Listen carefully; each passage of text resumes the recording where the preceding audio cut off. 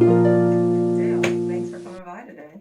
Absolutely. Thank you Yes. for having me. Are you welcome? We want to talk about Dale's Financial University because you are Dale, the credit guy Yes. that we see on Instagram. Yes. And then you're doing your YouTube channel. Yes. It's an honor and a pleasure and a privilege to be in the same room with you because there's so much knowledge here.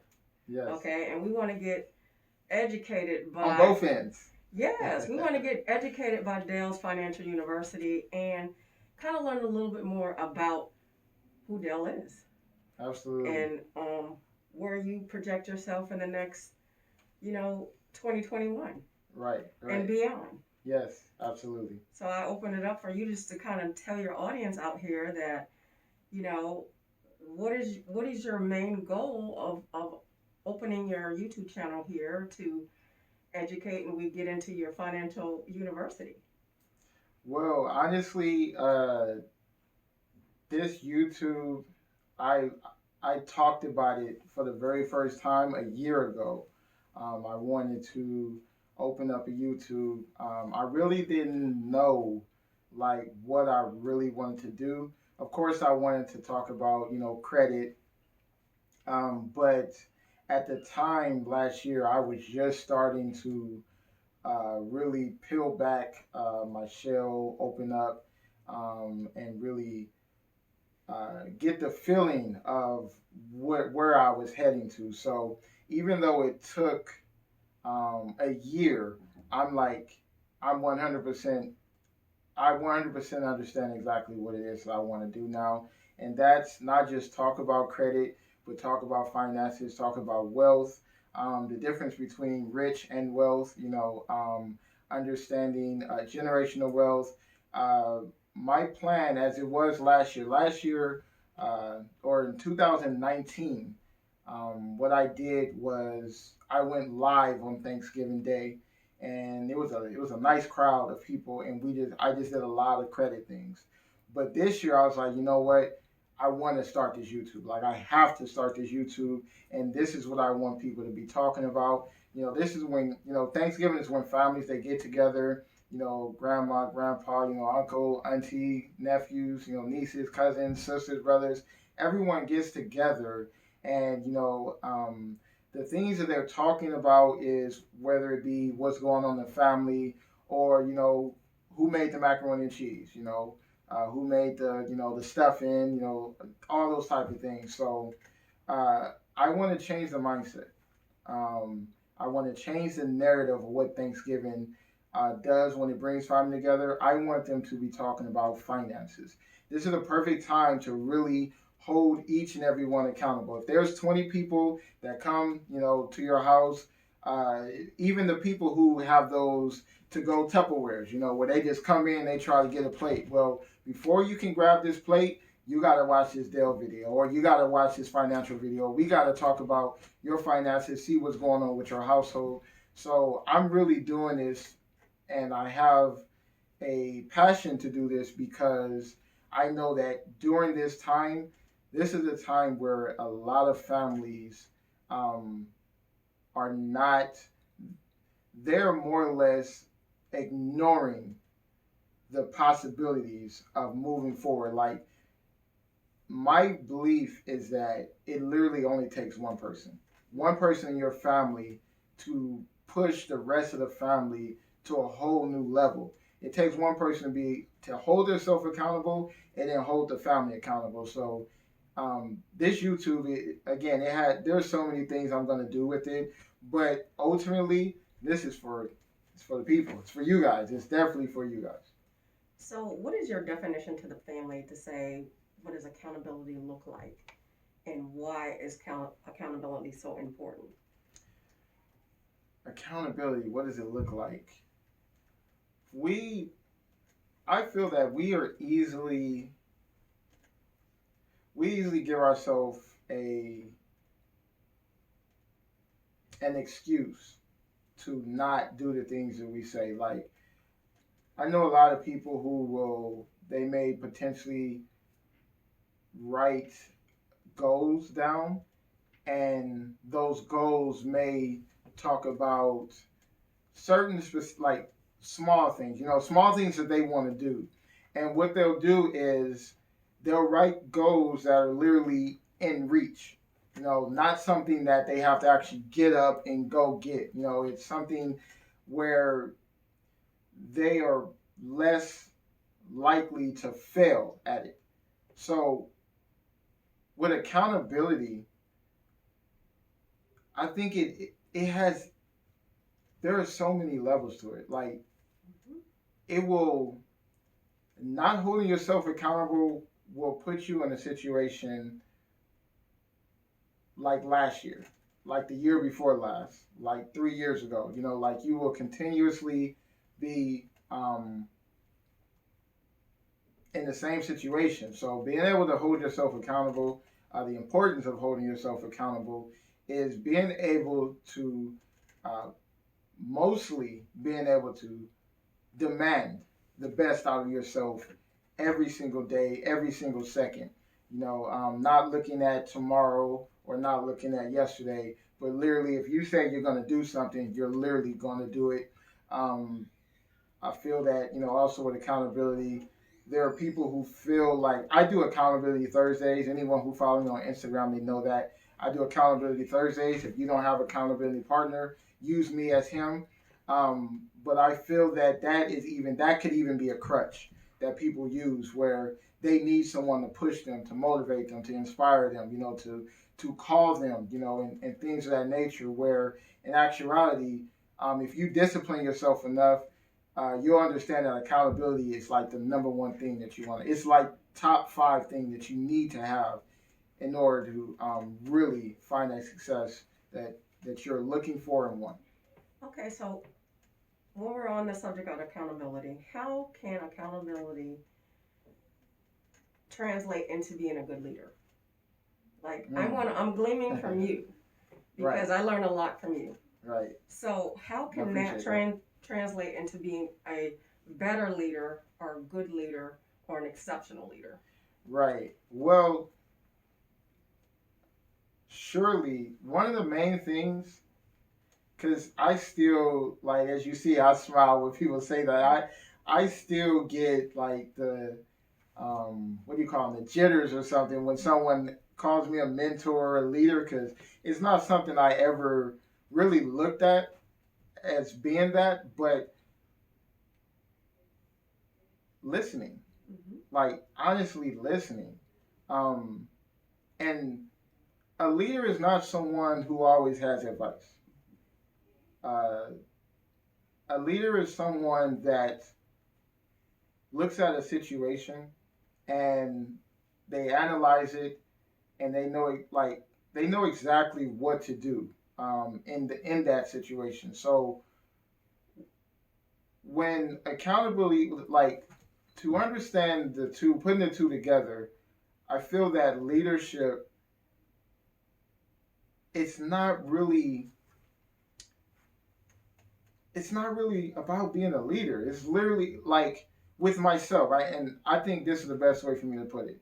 With myself, I feel like I'm not a leader. I feel like I am someone who listens so well that I've given people the opportunity to always want to share. Like I'm like a go-to person. Like I feel a leader is not just someone who can solve problems, but someone who has solutions to so many different things, and they also hold that person accountable. So if I give you a solution to something, to a problem that you have, and you come back with that same problem, but you didn't use the solution that I gave you, then I guess you can say as a leader, I would as a leader, I would have to hold you accountable. Like, okay. So if a new entrepreneur is watching your video here and it came across Dell Financial University and he wanted to have a driving force onto being an entrepreneur, what would you tell him or her if they reached out to you via your YouTube or DM'd you on Instagram or even picked up the phone and said, like, I'm struggling in this area? what is the first steps would you tell them how the driving force of being an entrepreneur is related to negativity versus positivity? The first steps to entrepreneurship. Yes. The very first thing, most in my eyes, the most important thing is your mindset. Um, your mindset can literally drive you into the biggest blessings of your life, or the biggest or deepest darkness of your life. Like, um, one of the things that I always talk about on my Instagram again is, we allow things like 5 to 10 minutes to destroy the rest of our day. Um, as an entrepreneur, you have to understand that you're never going to be able to literally focus on one thing. There's going to be multiple things happening. Like with an entrepreneur, I mean, the main thing about an entrepreneur is multiple. They're doing multiple things, multiple streams of income. Whether it's real estate, stocks, credit, taxes. They're in the laundry business. Whatever it is that you're doing, as an entrepreneur, you're going to be doing multiple things. So you definitely have to be a multitasker. But more before you can even worry about any type of skill, you have to understand that entrepreneurship, honestly, it literally is 90% mindset. That's just what it is. There's a lot of fears and a lot of things that you may encounter, uh, uncomfortabilities, things of that nature. But the first thing that I would tell someone to become better at what they do, no matter what it is, whether you want to be an entrepreneur, 9 to 5, whatever it is your mentality. Because whatever you are feeding your brain every single day is what is leading you in the direction, whether you want to go that way or not. And there's a lot of different influences out there that people are not mentally disciplined enough to not allow that to um, oversaturate their life, or put their situation in an even worse situation than it is. And there's a lot of people who don't think that the things that they are surrounded around really are hurting them. So first would be mentality. The second thing that I would talk to individual about is their surroundings. Um, the 5 people that you are the most closest to, that you have interaction with, whether you talk to them every single day or every other day or once a week. Those 5 people, whatever those 5 people are, you're literally going to be the sixth. So I don't care if you have 3 of them that are really good. They're entrepreneurs. They're positive thinkers and things like that. If that's what they are, but those other 2 are very negative. They're always negative. You have to understand that your weakest link in the chink is it'll break your arm. It'll break what it is that you're trying to do. So honestly, those are the first 2 things that I would tell anyone to focus on before I go any deeper into how to become successful. Because honestly, and that's another thing, what I want to do with this YouTube is I want people to understand the difference between being rich and being wealthy. Rich, you can do that overnight. You just have to find a viral video and go viral. You can become rich overnight. Wealthy takes time. Wealthy is you. In my eyes, what wealthy is it's where you're building something consistently over time. So um, those are the 2 things: the mentality, getting your mentality together, really working on your mindset, and figuring out those 5 people that are around you. Okay. Now, I know for me, the first 20 minutes in the morning is very crucial. Mm. And as an entrepreneur, just to piggyback on what you said, the mindset, your environment, and getting rid of those and negative people. Mm.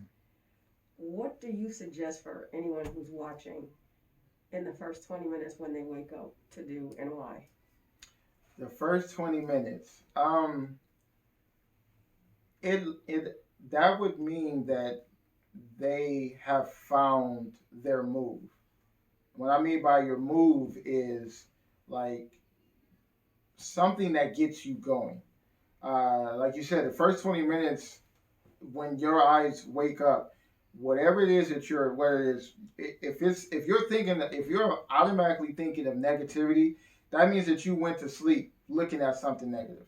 So you have to immediately change that, because that means that you went to sleep in a bad mood, angry, or whatever it was, and you woke up the very next morning with that still on your mind. We gotta that was yesterday. You can't do nothing with yesterday.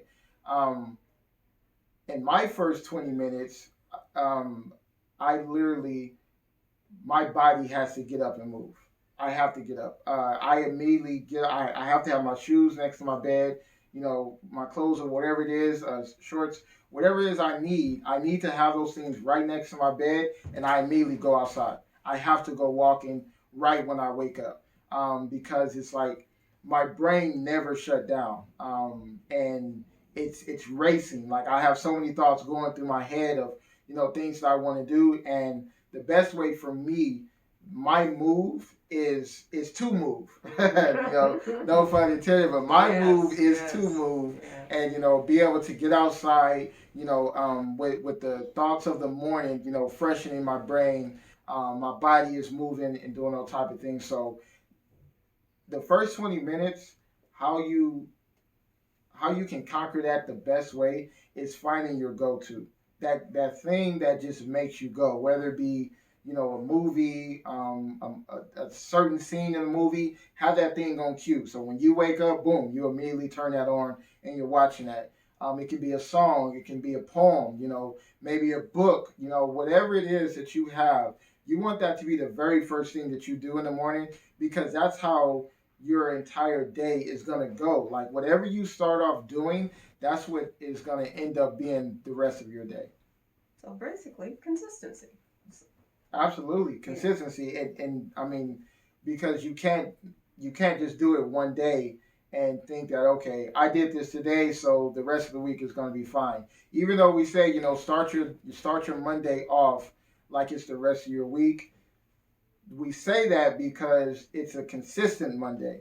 Every day should be your Monday, because every Monday is the most, what you can say, the most hated day of the entire week. So every day should be you should want Monday to be your everyday, until every day is your Friday. That's right. Okay, with that being said, what do you think is your life's purpose? And what is your why? My life's purpose. Mm-hmm. That my life's purpose. I smile a lot about that because I literally just found it, and it was this business. I'm 33 years old, and for the last month, I've been saying for about 30 years. For about 30 years, maybe 29, 30 years, I have been talking with no purpose. I've been talking about nothing. And I have to make up for that. So my life's purpose is to be able to inspire, truly inspire. I don't want to motivate people, because I feel that motivation is just a waste of energy. If you watch a motivational video, you listen to something, it gets your blood boiling. It gets you ready to go. But what do you end up doing? Whether it be Instagram, Facebook, YouTube, whatever it is, after you watch that, a podcast, after you watch it, what do you do with that energy? It usually just, you go to the next thing, so that energy was built up just for it to be, it wasn't used for anything. So my purpose is to inspire. I really want people to see the best in themselves, to be able to understand that what you see in me in this video, on my Instagram, or you seeing me in person, what you see in me, you also have it in yourself. That's where the term monkey see, monkey do come from. You can't, and that's where holding yourself accountable, and like so many things tie into accountability, but understanding that what's deep in like what you see, like what you're attracted to, what your attraction is, that is also in you, which goes back to why, having those five specific people in your life, it has to, like, they have to be something much bigger and much better than what it is that you want, because a mentor tells me all the time, how can you learn finances from someone that's broke? Like, how can you learn Sure. to be, put in a situation where you will become successful with someone who only sees failure in their life? So, you know, um, I want to inspire, like, truly inspire, not just with credit, even though credit is so important, but honestly, my purpose is to inspire people and show them that this thing called life is theirs to do whatever they want to do with it, and it all comes down to a choice. Okay, so. Oh, and then my why. Mm-hmm. What is my why? Mm-hmm. My why is so that my kids don't have to want for nothing. Um, so it's way bigger than my immediate family. It's way bigger than the kids that I have. It's way bigger than that, because I already have them. I'm worried about the ones that are not here. And just something I used to hear my aunties and uncles used to say, even my mom, just family I used to hear all the time was, boy, back in it, like, you weren't even thought of, during that time. You've heard that before, like, during that time you weren't even thought of, right. And it's like, I'm changing that mindset. I'm changing that narrative. I'm thinking about every last one of my grandkids, great grandkids, great great grand. I'm thinking about all of them right now. So their parents, my kids, their kids, they will never be able to say, we were doing this before you were ever thought of. No, no, no. Dell did this thinking exactly of you, 5, 10 generations down. Um, my biggest goal, my biggest goal, one of my biggest goals is, again, that Thanksgiving, when you're sitting down with your family talking about finances and things, and the family look over and there's a picture of a guy, sitting there. I want to be that. I want them to thank, me for everything that they have. I want to be able to be that, monument. I think that's what monument that just keeps going on and on in the generation. So That's good. That's really good. Now, based on what